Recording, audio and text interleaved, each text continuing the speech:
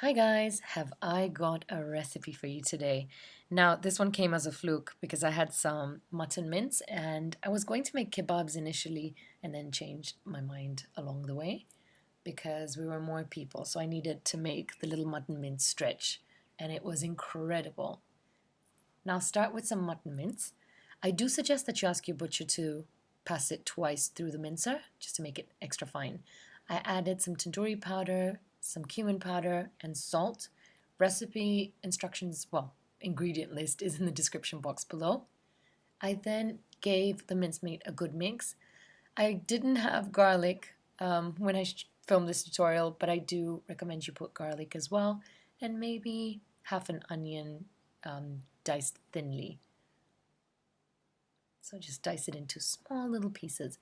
You then want to form some round balls like you would for meatballs. And I notice I haven't added any egg or any bread or anything to this, so I just kept it completely kawaida.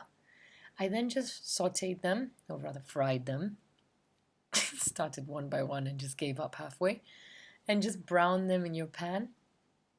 See all that brown in the pan? Don't clean your pan, that's all the goodness. I then added some tomato paste, about 2 to 3 tablespoons tomato paste, 2 teaspoons curry powder, 2 teaspoons cumin powder as well. And then you want to just saute this for a little bit. Give it one good stir just to cook the tomato paste slightly, or give it some flavor. And then I also added a squeeze of lemon to this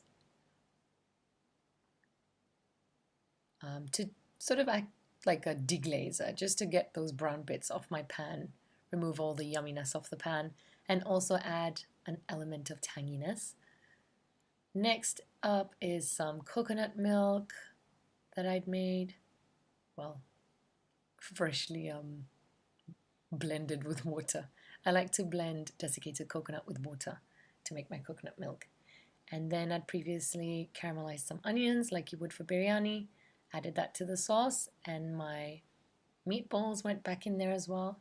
Gave it a good stir and cooked for about 10 minutes. I then added baby spinach and just covered it until the spinach wilted and cooked.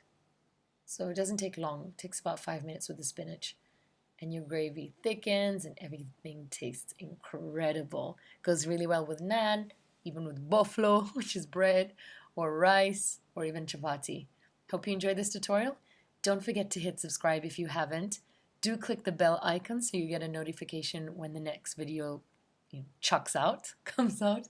And as always, happy cooking!